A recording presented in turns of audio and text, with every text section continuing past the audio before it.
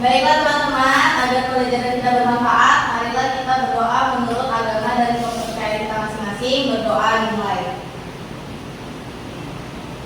Berdoa selesai.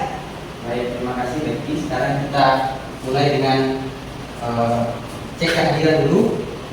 Siapa yang hari ini tidak hadir? Eriko, Pak. Eriko, selain Eriko? Noman, Pak. Noman. Oke. Sekarang nanti kita menyanyikan lagu kebangsaan Indonesia Raya. Ayo kita berdiri. Sudah siap?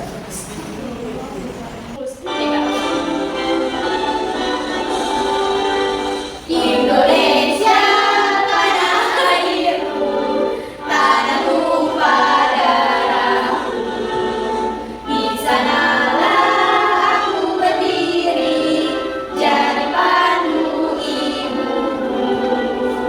Indonesia yang merdeka, merdeka, tanahku, negeriku yang kucinta. Indonesia yang merdeka, merdeka, hiduplah Indonesia Raya.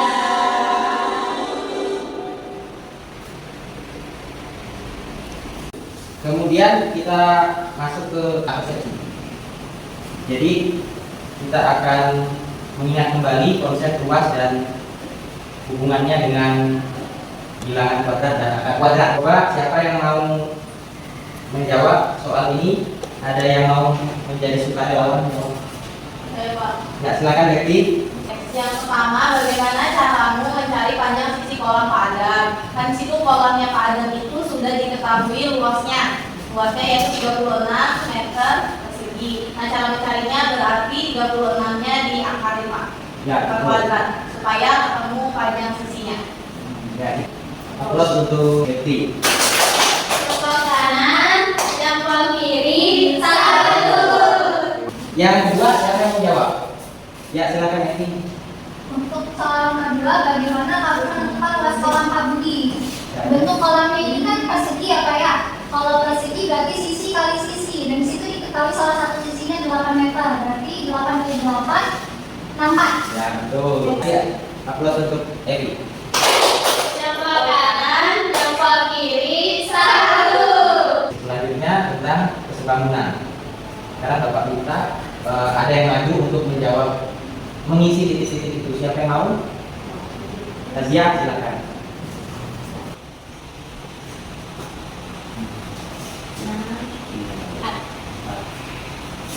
Oke, terima kasih Nadia. Kita lanjut ke pertanyaan romantik. Ada yang tahu ini buah apa? Nggak tahu, Pak. Ini salah satu buah yang Tetapi khas dari Kalimantan Tengah. Buah ini namanya buah apa? Dari tetapi pakul. Buah pakul. Apa rasanya, Pak?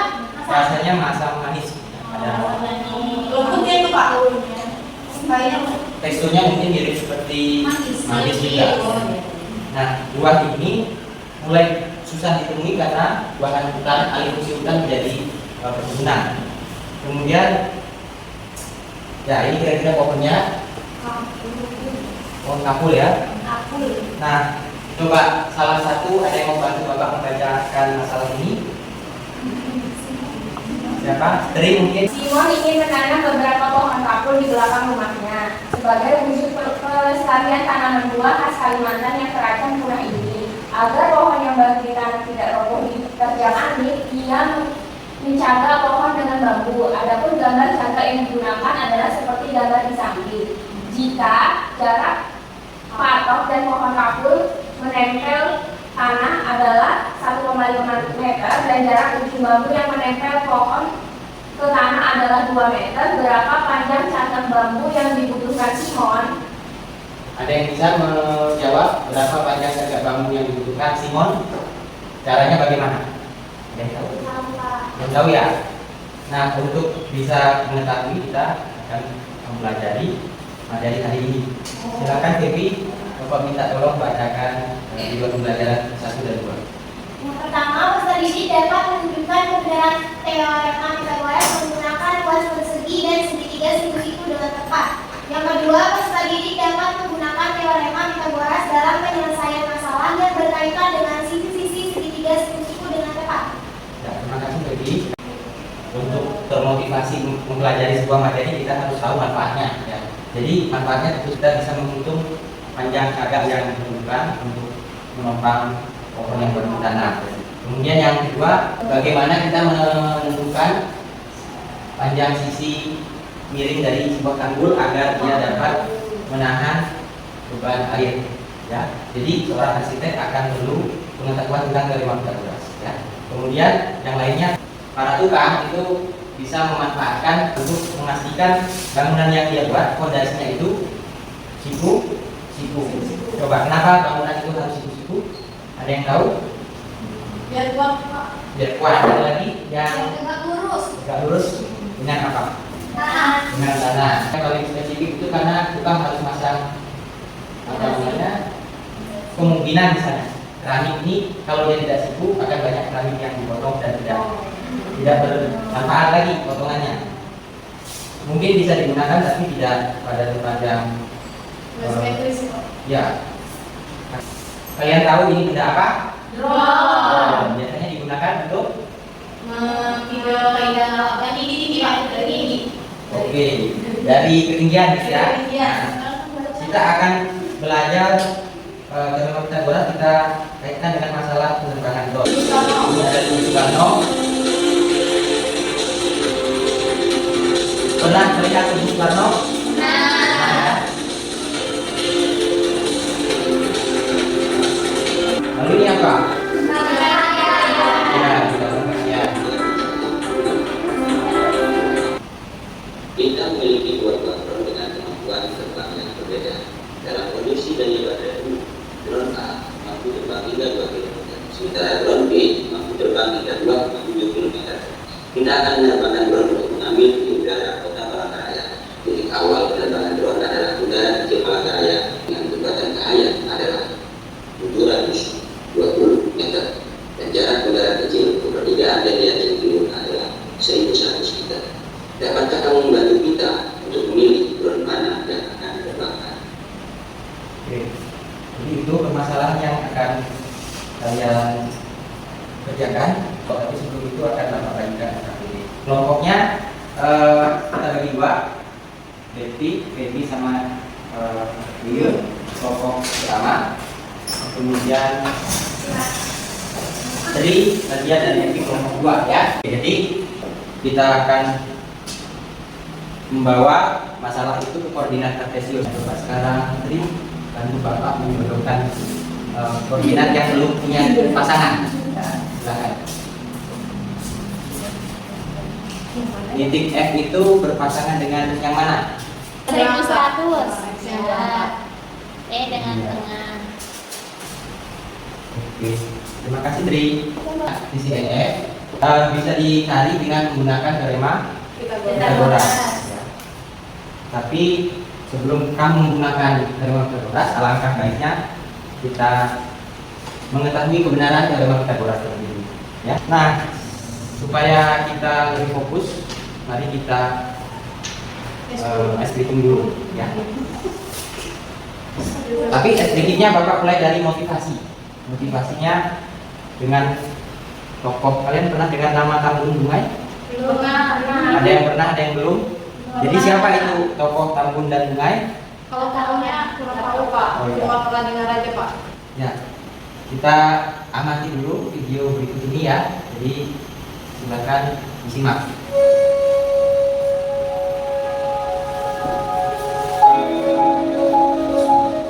Tahukah Anda siapakah Tambun dan Bungai? Mungkin Anda sudah sering mendengar nama Tambun Bungai ataupun Tambun Bungai. Tambun dan Bungai adalah tokoh pahlawan perang kerajaan Tanjung Pematang Sawah. Tambun adalah anak pemangku Serpoi dari suku Dayak Andaron, sedangkan Bungai adalah anak pemangku Sempung dan adik Nyai Undang dari suku Dayak Maju. Dikisahkan Tambun dan Bungai memiliki sifat yang luhur, bijaksana, cerdas, ramah, lemah lembut, suka menolong, dan berani memperjuangkan kebenaran. Oke, jadi apa nilai-nilai karakter Tambun dan Bungai yang bisa kita teladani tadi? Ya, apalagi? Berjuang, Pak. Berjuang, membela, Membela daerahnya. sendiri. Daerahnya. Semangat. Semangat. Semangat perjuangan. Ya, semangat pantang Pantang menyerah. menyerah. Nah, untuk pantang menyerah sendiri Kalimantan Tengah punya semboyan. Ada yang tahu? Isen Isen. Ya, kita nyanyi dulu ya. Oke, Lagu Pak. Isen Undang. Semuanya.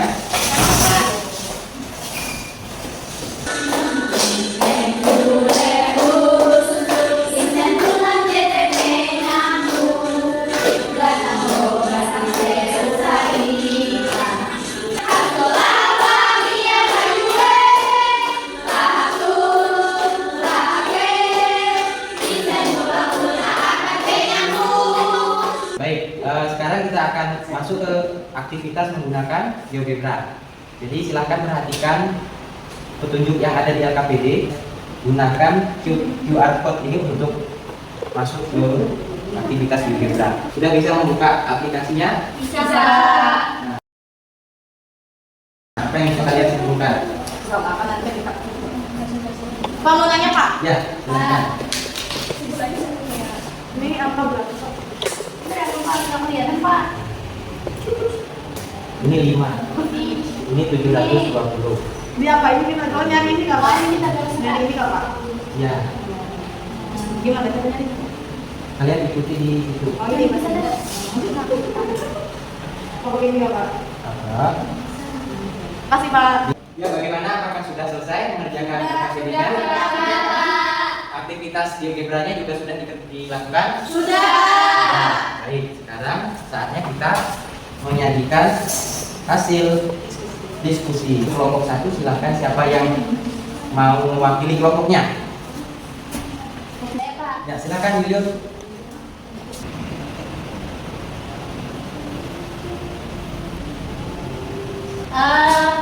Soal yang pertama, apakah jajar genjang hijau dan jajar genjang merah yang dihasilkan dari menggeser slider P masing-masing memiliki luas yang sama dengan persegi hijau dan persegi merah? Mengapa demikian? Jawabannya adalah ya, karena ada persegi bantuan serta garis yang membantu agar perubahan bentuk persegi tadi menjadi jajar genjang yang tidak mengubah luasnya dari persegi tersebut. Kita kasih aplaus untuk Yuyun. Belum diri sahur. Kita sudah lihat bukti dari teorema Pythagoras. Kuadrat dari sisi miring itu sama dengan jumlah kuadrat sisi-sisi penyikunya. Nah, sekarang kita bisa memanfaatkan teorema Pythagoras untuk memperoleh panjang sisi EF. Ya. Caranya bagaimana? Jumlahkan kuadrat sisi AE dengan sisi AF. Kemudian diapakan? Ditarik akarnya ya. Nah, selanjutnya bagian yang kita cari adalah drone mana yang dipilih oleh Pita. Silakan Devi. Baik, Pak.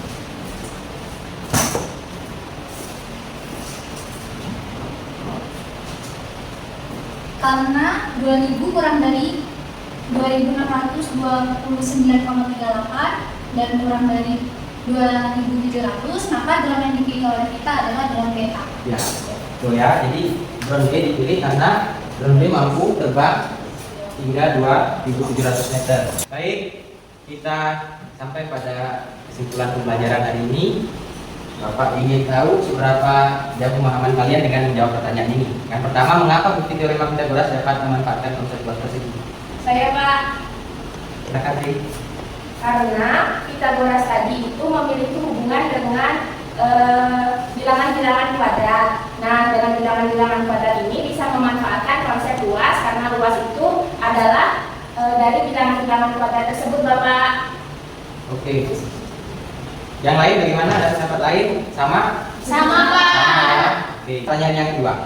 Jawaban dari pertanyaan kedua. Dalam pembuktian teorema Pythagoras yang kalian lihat, proses menjadi persegi panjang diawali dengan perubahan persegi menjadi jajar jenjang. Mengapa luas persegi dapat sama dengan luas jajar jenjang itu? Ada yang mau menjawab? Saya Pak. Silakan Devi. Karena tadi ada persegi bantuan dan garis bantuan, jadi perseginya itu berubah jadi jajar genjang, tetapi luas keduanya tidak berubah. Ya, betul ya. Jadi ada persegi bantuan yang membuat proses tadi tidak berubah. luasnya. Nah, sekarang kita kembali ke tempat duduk masing-masing. Kita akan mengerjakan tugas individu.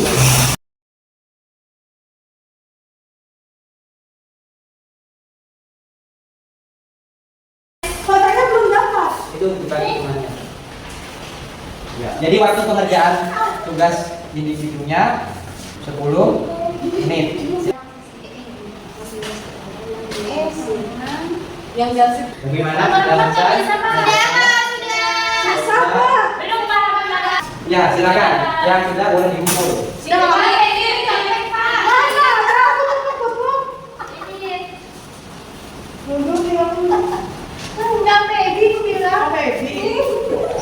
Selanjutnya refleksi ya, refleksi pembelajaran. Tulis Untuk refleksi ini kalian bisa isi di kertas ya. Kertasnya akan Bapak bagikan. Untuk pertanyaannya ada 2 ya. Untuk pertemuan selanjutnya kita akan belajar tentang kebalikan teorema Pythagoras dan triple Pythagoras. Jadi siapkan kalau bisa belajar dari rumah. Semoga materi yang Bapak sampaikan yang kalian pelajari hari ini bermanfaat dan bisa kalian ingat sampai pertemuan berikutnya. Pembelajaran hari ini Bapak akhiri. Selamat siang.